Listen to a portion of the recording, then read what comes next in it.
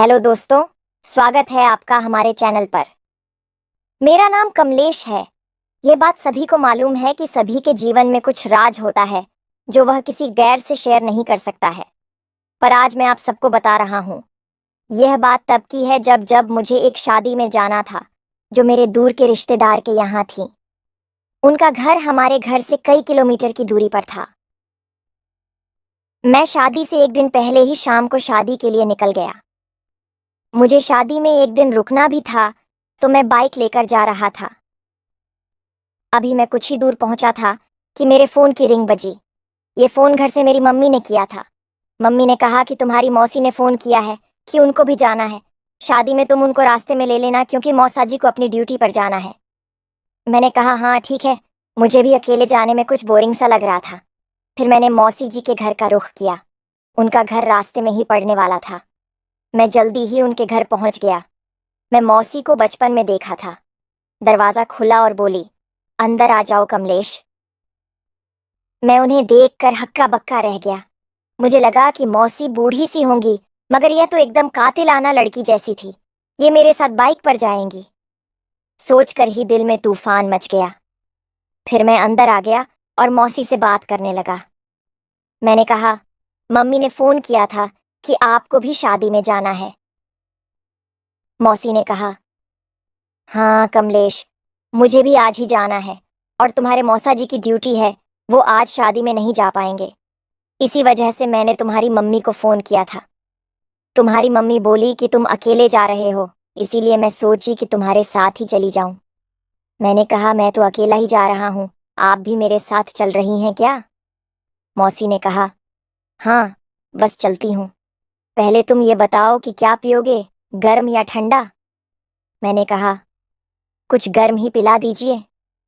मौसी ने बोला, ठीक है तुम बैठो, मैं चाय बनाकर लाती हूँ। मौसी किचन से ही बोली, और बताओ कमलेश, क्या चल रहा है जीवन में? कुछ नहीं मौसी, क्या चलेगा, बस बोरिंग लाइफ लग रही है। मौसी ने हंसकर कहा, क्यों, कोई गर्लफ्रेंड सेट नहीं किया है क्या? उनकी इस बात से मैं एकदम शॉक हो गया कि मौसी तो बड़ी फास्ट है। मैंने भी उन्हें सीधा जवाब दिया। बोला, मौसी अभी तक गर्लफ्रेंड मुझसे कोई सेट नहीं हुई है, आप ही सेट करा दो शादी में। मौसी बोली, हाँ हाँ क्यों नहीं। अच्छा ये बताओ कि तुम्हें कैसी लड़की पसंद है? मैंने कहा, मुझको तो कोई भी चलेगी, बस दिखने में थोड़ी ठीक ठाक हो। वैसे भी किसी ने कहा है कि अंधेरे में सब एक जैसी ही लगती है। मौसी हंसने लगी और बोली, तुम तो यार बड़े नॉटी हो। चलो ठीक है, हम दोनों मिलकर शादी में खोज लेंगे, कोई ना कोई तो मिल ही जाएगी। फिर मौसी तैयार होने चली गई। कुछ देर बाद मौसी तैयार होकर आई और बोली, चलो देर हो रही है। मौसी तैयार होने के बाद क्या लग रही थी? मैंने सोचा कि मौसी ही सेट हो जाए तो और किसी लड़की की क्या जरूरत। इतने में मौसी बोली, क्या हुआ, क्या मैं ठीक नहीं लग रही हूं? मैं बोला, आप तो खुद ही खूबसूरत लग रही हैं। वो हंसने लगी और बोली, साले तू तो मुझे ही सेट करने लगा। मैंने भी हंसकर कहा, ऐसा कुछ नहीं है मौसी, चलो चलते हैं। मैं और मौसी घर से निकल आए और मैंने बाइक स्टार्ट की और बोला, बैठिए मौसी।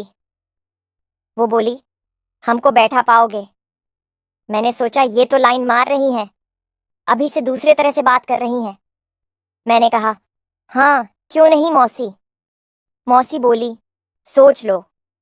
हाँ मैंने सोच लिया, आप बैठिए तो सही। मैं समझ रहा था कि मौसी क्या कह रही हैं। वो मेरी कमर को पकड़कर बाइक पर बैठ गई। हम लोग निकल गए। रास्ते में उनके वो बार बार टच हो रहे थे। मुझको बहुत मजा आ रहा था। सच में बड़ा ही मादक एहसास हो रहा था। फिर कुछ देर बाद सुनसान इलाका आया। आपको तो पता ही है, रास्ते में जंगल तो पड़ते रहते हैं। तभी मौसी बोली, कमलेश जरा रुकना, मुझको लघु शंका लगी है। मैंने झट से गाड़ी साइड में रोक दी। मौसी बोली, तुम भी कर लो आगे, फिर शायद जगह नहीं मिलेगी और बार बार रुकने से समय भी खोटी होगा। मौसी कुछ दूर साइड में जाकर झाड़ियों के पास बैठ गई और लघु शंका करने लगी। मैंने भी सोचा कि आज क्यों ना मौसी की छुपकर देख लूं। मैं भी उनके पीछे जाकर खड़ा हो गया। मौसी का रंग एकदम गोरा था कुछ देर बाद वो उठी और फिर वो जैसे ही मुड़ी तो सकपका गई। बोली, तुम यहां क्या कर रहे हो? तुमको शर्म नहीं आती? ऐसे किसी को देखते हुए मैंने कहा, मैं किसी और को नहीं अपनी मौसी को देख रहा था। तब मौसी मुस्कुराकर बोली, अच्छा, देख लिया, अब चलो। मैंने कहा, क्या मस्त है लगती हो आप। मौसी मौसी बोली, अच्छा, साले तू मुझे ही सेट करने की सोच रहा है। चल, अब देर हो रही है। मैं उन्हें इस हालत में देखकर कंट्रोल से बाहर हो रहा था। मैं सीधा उनको गले लगा लिया और चूमने लगा। मौसी ने भी कोई विरोध नहीं किया। इससे मेरी हिम्मत बढ़ गई और कुछ देर बाद मौसी बोली, देखो यार, इधर मुझको गर्म मत करो। यहाँ लेटने की कोई अच्छी जगह भी नहीं है। दूर हटो और चलो। मैं भी मायूस होकर हट गया और बाइक स्टार्ट करके मौसी से बैठने को बोला। मौसी बोली, क्या हुआ, नाराज हो गया क्या? अरे यार, तुम भी ना, शादी में मौका मिलेगा तो उधर